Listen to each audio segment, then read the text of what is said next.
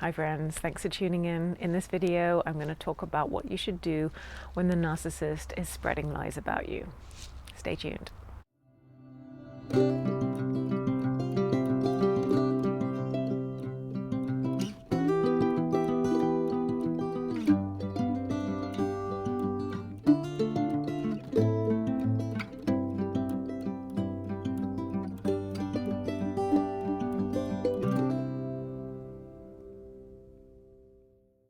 Hi friends, welcome. If you're new here, hi, I'm Chess. I am the scapegoat in the narcissistic family.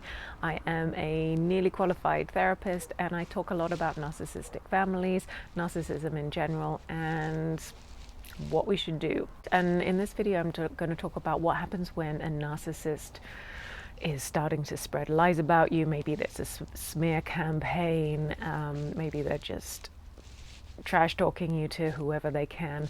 What should you actually do and what can you really do in these situations? So if you're really pressed for time, my bullet points are: detach yourself, get evidence, stay focused, stay dignified. So if you've got a bit longer, hopefully, let's just get into it. So my first point for surviving this kind of situation is to really try and detach yourself emotionally as much as you can. It is so hard to do, especially if this is someone you've been dealing with for a really long time. They probably know how to push your buttons. If you're in a narcissistic relationship, then your emotions and the way you kind of regulate and manage yourself might not be the best as well. You might be completely exhausted. They might be sucking all that energy out of you. I get it. What is really important though is if you're dealing with someone who is spreading lies about you, deliberately, willfully doing that, they are not on your side, they are not your friend, and it is absolutely not okay. So this is really the time when we have to up our game. We cannot spend time down in the weeds with them because it's just they're crossing too many boundaries, and it is just not acceptable when you get to this level of, no narcissistic behavior is acceptable, but when people are actively spreading false information about you, it's like the gloves are off. Like, no more, we're not playing those games, right? So this is the time when we need to really come with I said we're not playing games, but we have to bring our A game to this. This is not the time to spend a lot of time trying to rationalize what they're doing, trying to reason with them. No way. So if you're in the habit of always trying to reason, trying to discuss with them, and then you end up in those arguments that go nowhere and you end up losing, that's what they want. They want your confusion, they want you to react, they want you to get stuck in whatever weird fantasy world that they're doing. This is not the time to do that. This is the time to detach ourselves and say, okay, whatever is happening, I need to move myself out. I need to remove my emotions as much as I can from this. It's really easy to say, it's very hard to do, but if you can, try and pull any emotional reaction out of this, because you're dealing with someone who, that's what they want. They want that reaction, so don't give it to them.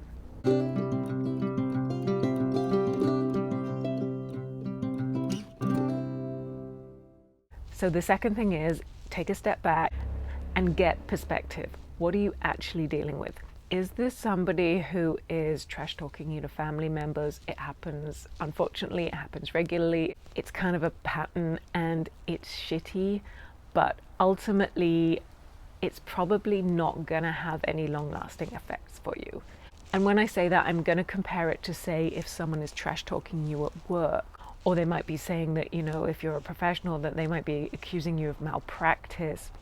It could be something in school where someone is accusing you of copying their work or cheating or plagiarism, whatever it might be. If there are actually specific consequences to the lies that these people are saying about you, then that is a different situation to someone really just telling whoever they can come across that you've done something. So gaining perspective is really about figuring out what are the consequences of the lies that they're spreading about you. And so if there aren't any consequences, say it's your ex and you've already gone through divorce and custody, and you just know that they're just doing that, right? They're just talking to whoever it is who's going to listen, and it's not actually going to affect you. That's a really different situation to, say, if you're pre-divorce and you're looking at going into some kind of custody battle where the lies could really affect how much time you get to spend with your kids. So gain perspective. Hopefully the situation you're in is not one where they can do any lasting damage to you. If that's the case, I know it doesn't feel it at the time, but actually it's just them talking, and the more you can kind of leave them to it, rise above it with dignity, with grace, with whatever, it's just them with an eye roll and walking away, that really is your best strategy.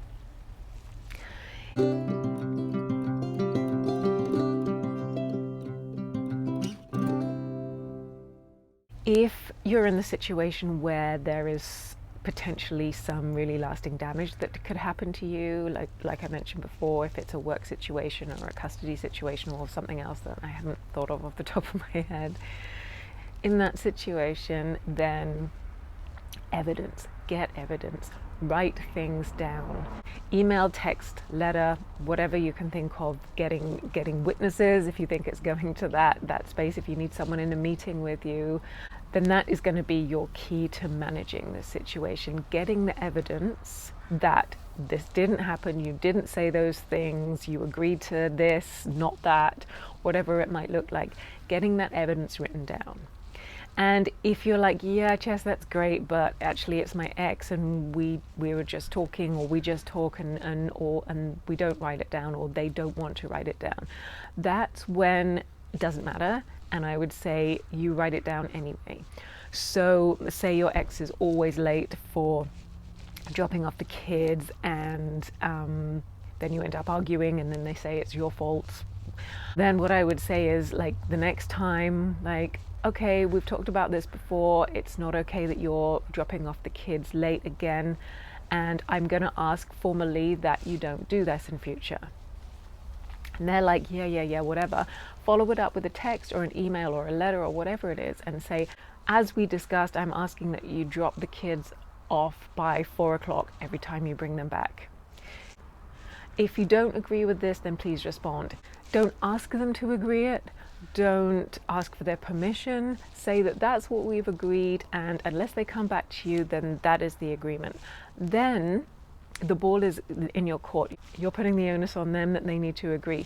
If they then decide they're not going to drop the kids off at 4 o'clock and they want to start discussing that, then you can start doing it in writing. Then you've got that kind of that written trail, right?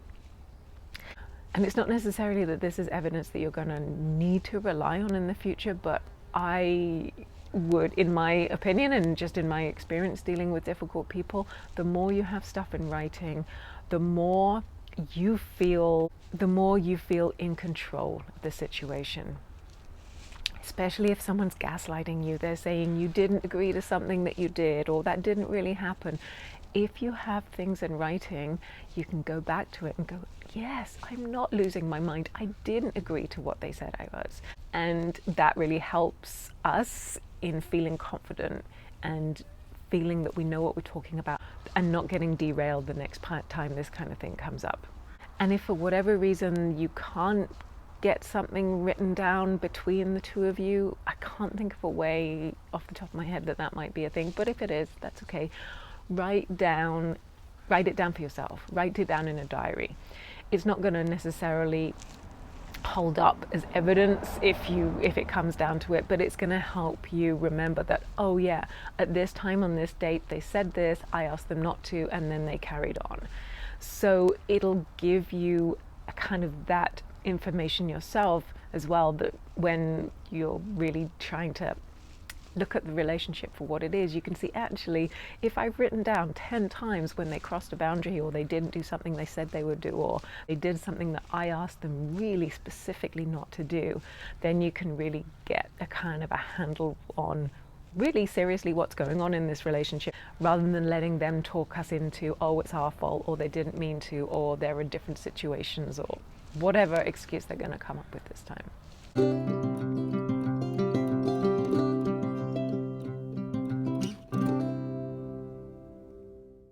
The other thing I'd say about dealing with these difficult narcissists is once you start really getting your A game down on writing down their bullshit and calling them out on it, actually they do get bored quite quickly, because they don't, well, I don't know if bored's the right word, but they will give up quite quickly, because they really don't like seeing their bad behavior being mirrored back to them, or they don't like being called out on their own bullshit. They do not want to look bad.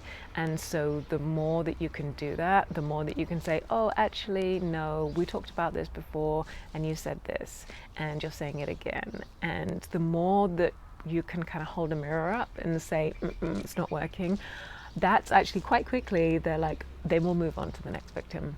They'll move on to sadly the next person who hasn't quite figured out whatever their stupid game is.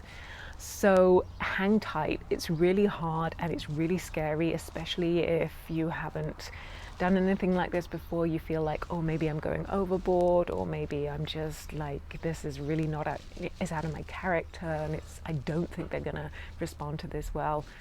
It doesn't matter. Like I said, what they're doing is not okay, and you need to do what you need to do to keep yourself safe. It's more important that you do that. If they were a healthy person and they're not spreading lies about you, this isn't going to be a big deal, right? So those are my kind of what you should do, my what you shouldn't do. 3 things. Don't waste time on them if it's not important. They just aren't worth the time and the energy and the mental space that we give to them. Basically, it's just not worth it. So if it's a case of, oh, they're just doing this again and you've been there before, like I said, this is time just to rise above it. And also, if people are listening to them and they're buying it, and then they're kind of going against you, rise above those people too. Honestly, the people who really know you, the people who care about you, the decent people, aren't going to listen to that crap, because actually people do see it. They see it for what it is. And that brings me on to my second point, is if we overly defend ourselves against these people, we end up looking like idiots. We end up looking bad, and that's really what the narcissist wants. So don't waste too much time on them. Don't overly defend yourself. And don't go on the counteroffensive. Whatever you do, please don't go on the counteroffensive. Don't start doing a tit for tat thing. You don't want to go down to their level. You really don't. You want to be, and we all want to be, way better than these people. So it's horrible, but hang in there. Stick to your guns. Dignity, grace, self-respect, and just work through it. I hope this helps, friends. And yeah, if you're in it, I know it sucks, but if you do those few steps, I am really confident that it will help you and hopefully end things sooner rather than later. So let me know in the comments if you've dealt with this, or if you're dealing with this. I'm really sorry. Let us know. The more you comment, the more you help the channel get views, and then more people see it and we can help more people. And also you help other folks when you're talking. Like, all of your comments are so great. It really helps support others. So thank you so much for being here. You can subscribe, you can leave a donation, all of those fun things, and I will see you soon. Take care. Bye for now.